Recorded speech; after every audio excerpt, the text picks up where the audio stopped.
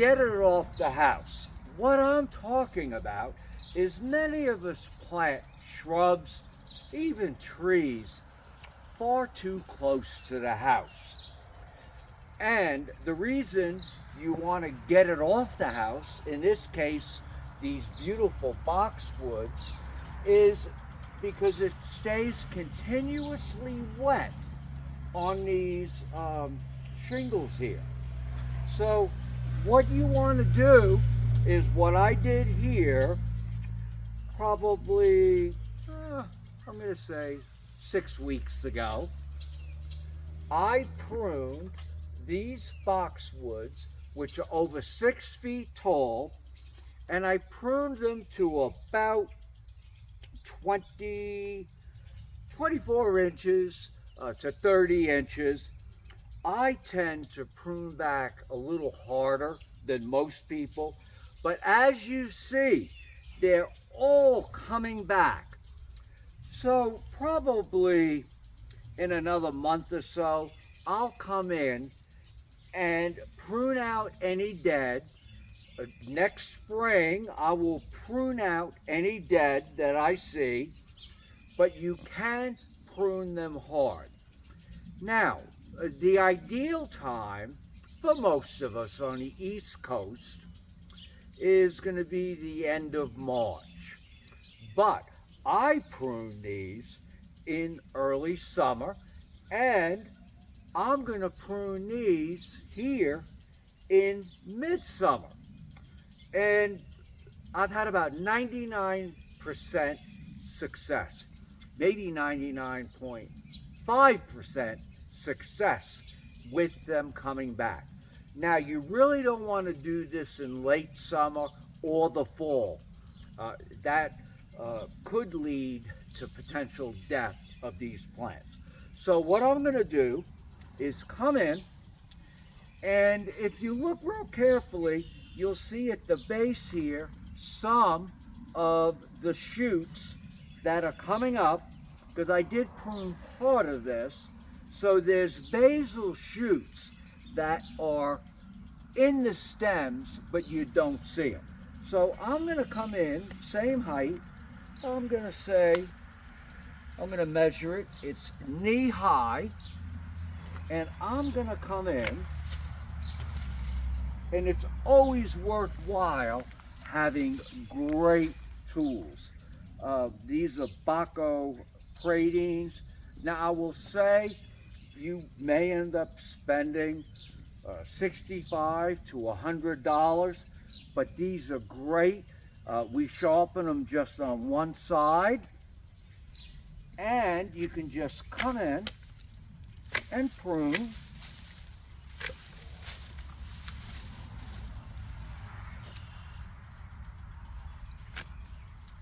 Just like this. It's a good workout. You know, I'm going to take this one down below the side shoot. So you're just going to come in here and prune these. I also have a hand shears if I need it.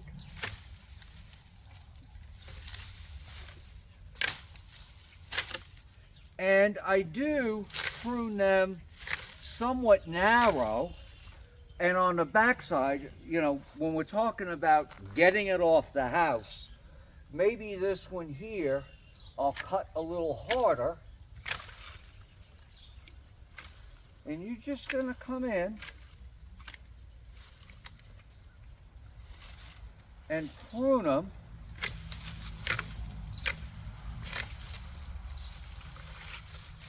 Now, boxwood can be planted somewhat close to buildings, and there's different types. Some are narrow.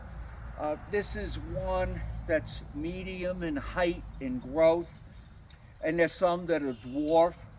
And the roots really are surface roots, pose no real problem to the house. But what really poses problems to the house is when you have, and let's pull this out, when you have painted, you can see what happens these tend to get too wet and they break and way too wet. So when you look up top, they're not shattering like they are here. So if you look at these are breaking apart just because there's like constant moisture whenever it rains against the house. So you really want to prune these things back, keep them off the house so there's good air circulation between the plants you plant and the sides of your house. You know, what you're going to find with vinyl houses or siding, you're going to get a lot of mold and green growth where the sun hits a little bit. But so you're just going to come in. Great evening job. If two people are doing this, one person can remove the branches, and so I'm going to prune it a little narrow in the front. In fact, I'm going to come in here and maybe prune a little more.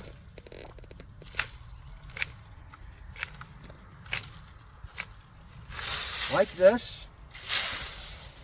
And that's why it's always good if you have two people, because then one person can be removing the leaves. These boxwood have been pruned in the past. If you look right here, and right here, and right here, you can see where they were pruned probably 12 years ago. So they've been pruned at least one time 12 years ago.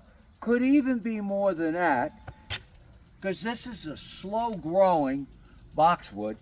It took 10 to 12 years from here, which is mid-calf, to grow to these heights that you see here. Now, one of the reasons I like to prune them end of March or after the spring is birds love to nest in them. They're great for nesting birds. So you definitely don't want to prune when they're birds that could be in these boxwoods with nests. I mean, we have cardinals, we have mourning doves, we have just about every bird there is.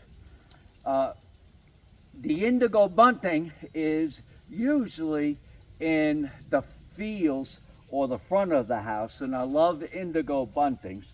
So you're going to come in and continue.